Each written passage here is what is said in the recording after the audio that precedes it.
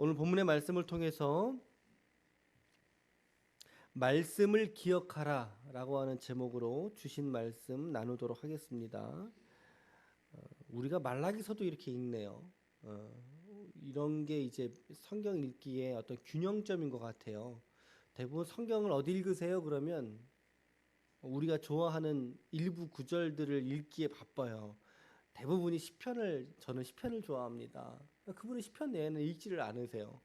저는 하루에 한 장씩, 한 달에 31일이니까 잠언을 하루에 한 장씩 읽습니다. 잠언이 31장까지 읽거든요. 그 부분만 이제 다 닳도록 읽는 거죠. 근데 우리가 이렇게 매일 성경의 제안을 따라서 성경을 이렇게 읽어가면 이렇게 다양한 성경의 본문들, 오바댜, 우리가 언제 오바댜를 읽겠습니까?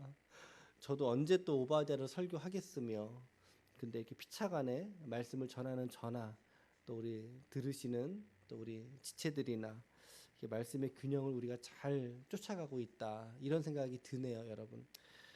말라기서의 마지막입니다. 우리가 이후로 말라기 4장 6절 그 오른쪽 페이지에 여러분 어떻게 기록되어 있어요? 오른쪽이나 왼쪽 페이지 어떻게 기록되어 있어요? 뭐 기록된 건 뭐 없으세요? 아니 4장 페이지 그 오른쪽 페이지에 그쵸? 신약전서라고 기록 안 돼 있어요? 안 돼 있으세요? 신약전서 저 그렇게 써 있어요. 이게 말라기서가 끝이에요. 구약성경의 끝책이고 제 오른쪽은 이제 신약전서로 넘어갑니다. 말라기 4장과 그리고 마태복음 1장 사이의 시간적인 간격은 몇 년 정도 차이가 날까요? 얼추 여러분들 생각하시면 약 400년의 기간이 이제 비게 되죠. 하나님이 침묵하십니다. 그래서 이제 침묵기라고 하기도 하는데, 하나님이 침묵을 하시고 난 이후에 400년의 시간이 지나고 BC 3년경에 이제 예수님의 탄생 이야기로서 이제 마태복음 1장이 이야기 스토리가 이어져 가게 되죠. 그 기간에 무슨 일이 있었을까요? 누구든 그것을 정확하게 알 수는 없겠지만, 그러나 오늘 본문에서 보니까 하나님께서 그의 백성들에게 아주 명확한 한 가지의 부탁을, 명령을 하셨다는 것을 우리는 오늘 깨닫게 됩니다. 그게 뭐예요? 4절 말씀에 보니까 너희는 내가 호렙에서 같이 읽을까요? 시작. 너희는 내가 호렙에서 온 이스라엘을 위하여 내 종 모세에게 명령한 법 곧 율례와 법도를 뭐해라? 뭐하라? 기억하라는 것입니다. 여러분, 호렙산에서 모세가 하나님께 받아온 율법이 뭐예요? 좁게 말하면 십계명이고, 넓게 말하면 하나님의 율법을 모세가 받아오잖아요, 하나님께. 그런데 하나님이 오늘 구약의 역사를 지금 마감하시는 거예요. 말라기서 이제 끝이에요. 구약은 끝이에요. 근데 이 구약 역사를 마감하는 이 시점에 그의 백성들에게 오늘 명령하시는 말씀, 유일한 한 말씀이 있는데 그게 뭐예요? 하나님의 율례와 법도를 오늘 너가 기억하는 삶을 살라는 것이죠. 하나님의 말씀을 기억하면서 살라고 우리에게 요청하고 있다는 것입니다. 이것이 바로 의인과 악인을 구별하는 명확한 구별점이라고 저는 생각합니다. 3장 16절에서부터 앞에 우리가 읽었던 3장 16절에서부터 18절까지 이 이야기는 어떤 거예요? 하나님이 그때에 16절 그때라고 돼 있죠. 이게 어떤 때 어떤 날을 말하는 거예요? 우리 생일입니까? 그런 게 아니에요. 하나님이 임재하시는 날을 말하는 거죠. 다시 말하면 종말의 때, 또 다른 말로 말하면 하나님의 나라가 도래하는 그 시점. 그래서 예수님이나 세례 요한이나 선포했던 말씀은 회개하라, 천국이 가까웠느니라, 하나님의 나라가 가까웠느니라. 바로 그 시점, 그때에 하나님께서 어떻게 하신다는 거예요? 악인과 의인을 18절 맨 마지막 절에 보니까 분별하리라 그래서 분별하리라. 하나님이 그때에 종말의 때가 오면 악인과 의인을 분별하시는데 특별히 하나님을 경외하고 그 이름을 존중히 여긴다 그랬습니다. 그 이름, 여호와의 이름, 또 하나님이 당신의 신명을 우리들에게 계시해 주신 여러 가지 말씀들이 있지요. 하나님의 이름들이 있죠. 어떤 이름들이 있죠? 여호와 여러 가지 붙잖아요. 뒤에 여호와 이레의 하나님, 예비케 되신 하나님, 여호와 라파 치료하시는 하나님, 여호와 니시 승리하시는 하나님, 여호와 로이 우리의 목자 되신 하나님, 여호와 치느케누 우리의 의가 되시는 하나님, 여호와 니시 우리의 깃발이 되시는 하나님, 뭐 여호와 삼마, 에베네셀, 뭐 여러 가지 수많은 하나님의 이름들을 우리에게 계시해 주지 않으셨습니까? 그 이름, 그 하나님의 이름을 어떻게 하는 자, 존중히 여기는 자. 존중히 여긴다는 게 뭐겠어요? 마음에 품는다는 거죠. 마음에 품는 거. 마음에 그릇에 담아 놓는 거예요. 그 하나님을 경외하는 자, 그의 이름을 하나님이 여호와 앞에 있는 어디에 기록하셨대요? 16절 보십시오. 어디에 기록하셨대죠? 여호와 앞에 있는, 그렇죠, 기념책에 기록하셨다. 요한계시록 20장 15절에 보면 누구든지 생명책에 기록되지 못한 자는 불못에 던져지리라 라는 구절이 나옵니다.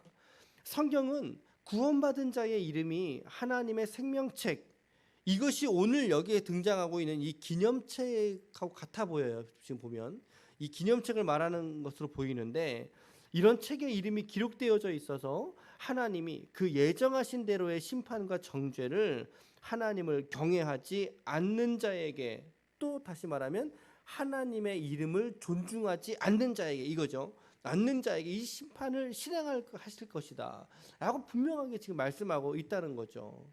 그러면서 의인과 악인들의 결말이 전혀 다릅니다. 의인의 결말과 악인의 결말이 다르는데 4장 1절 보세요. 4장 1절에 만군의 여호와가 이르노라, 봐라 용광로 불같은 날, 이날은 종말의 때입니다. 하나님의 임하시는 그날에 교만한 자, 악을 행하는 자, 이거 악인들이거든요. 어떻게 된다고 말해요? 지푸라기처럼 하나님의 심판의 불로 그들을 태워버리신다, 불살라버리신다.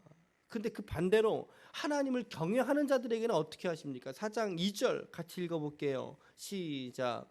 내 이름을 경외하는 너희에게는 공의로운 해가 떠올라서 치료하는 광선을 비추리니 너희가 나가서 외양간에서 나온 송아지 같이 뛰리라. 아멘, 아멘. 제가 환우들 신방할 때 이제 곧잘 이 말씀으로 이제 위로해드리기도 해요. 특히 이제 외양간에서 나온 송아지 같이 뛴다고 하는 표현에서 특별히 이제 정형외과의 환자들에게, 이렇게 내과 질환 말고 정형외과, 무릎이나 허리나 이런 부분에 있어서 약하신 분들에게 이 말씀으로 권면하기도 하거든요. 하나님이 치료의 광선을 바라실 거라는 거예요. 치료의 광선. 그래서 그 빛을 쏘인 자가 어떻게 됩니까? 외양간에서 나온 송아지처럼 그렇게 생기 있게 막 그 송아지가 팍 튀어나가잖아요. 그렇게 막 생기 있게, 건장하게, 활력 있게 이렇게 뛰노는 일들이 있을 거라는 거죠. 하나님이 누구에게 이런 일을 주신다고요? 하나님을 경외하는 자들에게. 할렐루야. 네, 오늘 여러분들에게 이 하나님의 이 치료의 광선이 발하여져서 여러분들의 심령을 유쾌하게 하고 여러분들의 육신을 다시 새롭게 하시기를 축복합니다. 하나님을 경외하는 우리 모두에게 하나님의 은혜가 있기를 바랍니다. 분명한 것은 하나님이 악인은 철저하게 심판하고 하나님을 경외하는 자들에겐 치료의 광선을 발하셔서 그들을 치료하시고 회복하시게 하시는 때가 바로 하나님의 나라가 도래하는, 여호와의 임재하시는 그날에 하나님이 이렇게 믿는 자들에게 보상해 주신다는 거예요. 이 땅을 살아가면서 우리가 얼마나 악인들에게 상처를 받고 외면을 받고 핍박을 받고 우리가 살아가고 있습니까? 그렇죠? 근데 그 마음의 원한을 하나님께서 풀어주신다. 이걸 뭐라 그랬죠? 신원하여 주신다. 신원하여 주신다. 이렇게 말씀을 하나님이 쭉 하시면서 결론적으로 하나님이 400년간의 지금 침묵기를 바로 앞에 두고 하신 말씀이, 하나님이 뭐 몇 월 며칠에 오신다, 여기 지금 뭐 나온 말씀처럼 몇 월 며칠에 오신다, 언제 내가 온다, 여러분 그거 전부 다 사기입니다. 혹시 여러분들에게 하나님 언제 오시는지 아십니까? 라고 하면서 몇 날 며칠 몇 월 달에 오십니다, 이렇게 특정하는 것들은 전부 다 사기입니다. 수작입니다. 성경에 그런 게 없어요.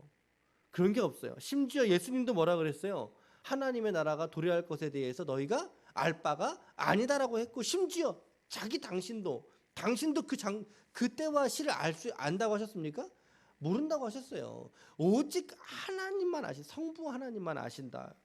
예수님도 모른다고 하는 것을 무슨 인간 나부랭이들이 그것을 안다고 성경을 막 자의적으로 해석을 하고 막 그러냐 말이죠. 언제 온다 하는 것들 전부 다 100% 이단입니다, 여러분. 현혹되지 마십시오. 그리고 궁금해하지도 마십시오, 여러분. 예. 하나님은요, 당신의 날이 언제 이 땅에 임하게 되는 그 시점을 중요하게 우리에게 말씀해 주신 게 아니란 말이죠. 오직 한 가지, 잠잠하게 한 가지의 말씀만 명령하시는 거예요, 하나님은. 그게 4절이에요. 또다시 4절이에요. 너희는 내가 호렙에서 온 이스라엘을 위하여 내 종 모세에게 명령한 법, 곧 율례와 법도를 기억하면서, 내가 네게 준 말씀을 너가 기억하면서 그 말씀에 순종하면서 우리가 당해내야 될 삶의 현장을 살아내라는 것이죠. 하나님은 이것만 우리에게 명령하셨어요. 이것만. 선지자 엘리야를 보내시겠다고 했죠. 그 엘리야는 세례 요한을 말합니다. 세례 요한을 말하고, 세례 요한이 오기까지의 400년이 지난 후에 세례 요한이 태어나게 됩니다. 심지어 세례 요한의 등장 이후로도, 그러니까 엘리야의 등장 이후로도 하나님이 무엇이라고 말씀하시냐면 6절로 말씀하시죠. 6절 다 함께 읽을게요. 시작.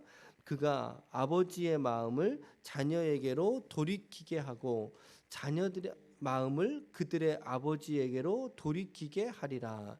돌이키지 않으면 두렵건대 내가 와서 저주로 그 땅을 칠까 하노라. 여기서 그가는 누구겠어요? 앞에서 언급하고 있는 선지자 엘리야, 세례 요한을 일단은 본문에서 언급하는 건데, 우리는 이 본문에서도 또다시 초림할 예수 그리스도를 우리 떠올릴 수 있는 거죠. 이게 예수님의 사역이잖아요. 하나님의 마음을 자녀들에게 돌이키게 하는 거 누가 하겠어요? 예수님이 하시는 사역 아닙니까? 그리고 우리의 마음을 하나님에게 돌이키는 사역도 누가 하는 겁니까? 예수님이 하시는 사역이잖아요. 우리 오실 예수님을 여기서 또다시 우리는 기대하게 된다는 거죠. 예. 4장 6절, 여러분들이 지금 구약 성경의 가장 마지막 절을 읽으신 거예요. 가장 마지막 절을 읽으신 거예요. 근데 이 말씀이 아직까지는 다 성취되지는 않았죠. 완벽하게 성취되지는 않았죠. 그러니까 우리들은 요한이 등장했던 그 시대를 지나서, 초대교회 시대를 지나서, 그리고 교부 시대를 지나서, 그리고 중세 교회사의 시대를 지나서, 그리고 한국교회 초기 교회 시대 1900년 초의 시대를 지나서 2019년도 11월 20일이라고 하는 오늘이라고 하는 현재까지 우리가 오늘 살아가고 있잖아요. 여러분, 재림 승천하신 그 주님은 반드시 이 땅 가운데 재림지로 다시 오실 줄로 믿습니다. 다시 오실 줄로 우리 믿습니다. 그러나 아직 오진 않으셨죠. 지금 이 예언은, 말라기 4장의 이 예언은 언제적 예언이에요? 그러니까 BC 약 4세기 400년 전이니까 지금의 시대로 보자면 몇 년 전의 이야기입니까? 2400년 전의 이야기예요. 이 이야기를 말라기를 통해서 하신 이 예언의 마지막 말씀이 아직 완벽하게 이루어진 미완료의 예언이라는 거죠. 이 말은 무슨 말입니까? 아직 시간이 있다는 거죠. 아직 기회가 있다는 거죠. 혹시 여러분 주변에 아직 예수를 알지 못하는 지체들이 얼른 떠오르시거든, 그 영혼의 구원을 위해서 여러분과 제가 아직 남은 시간에 기도로 섬길 수 있기를 축복합니다. 여러분, 하나님의 예언의 말씀이 성취되어지는 과정 속에 우리가 오늘 살고 있다는 거죠. 그러니까 오늘을 살아가는 2019년도 11월 20일 오늘을 살아가는 우리로서 가장 중요한 것은 예수님이 언제 오실까?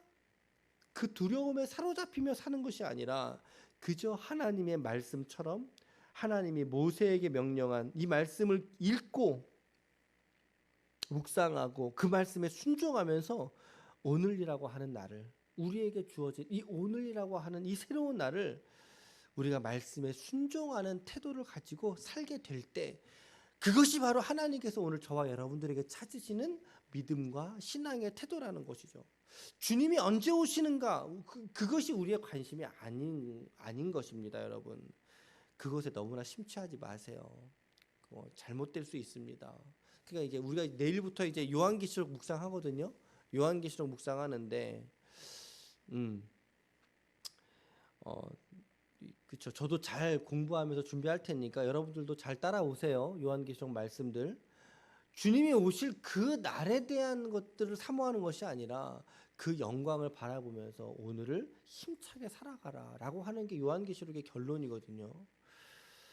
여러분, 주님께서 우리에게 크고 거창한 것을 요구하신 것이 아닙니다. 불가능한 것을 말씀하신 것이 아닙니다. 어쩌면 아주 기본을 다시 말씀하신 거예요. 말씀에 순종해라. 하나님 말씀 기억하고 살아라. 너희들의 면전 앞에 내가 있는 것을 잊지 말고 살아라 라고 하면서 하나님은 사라지십니다. 역사의 무대에서 사라지십니다. 아니, 성경의 무대에서 사라지시죠. 400년 동안.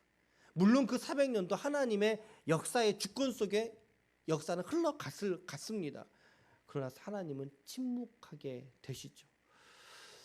우리가 이렇게 요한 구약의 마지막 책을 묵상했고, 이제 내일부터 우리가 요한계시록 묵상할 텐데요. 여러분 잘 준비해 오시면 좋겠습니다. 혹시 시간을 좀 있으신 분들은 요한계시록 말씀도 좀 미리 읽어봐 주시면 좋을 것 같고요. 내일부터 12월 말까지예요. 앞으로 한 달 넘게 우리가 요한계시록에 순차적으로 쭉 읽어갈 테니까 여러분 너무 개역성경 너무 어려우면 우리말 쉬운 성경이나 우리말 성경 같은 성경 번역본들을 도와서 읽어주시면 좋을 것 같습니다. 아무쪼록 여러분 오늘 말씀처럼 하나님의 율법 말씀을 기억하고 그 말씀에 순종하는 삶을 살아가시길 축복합니다.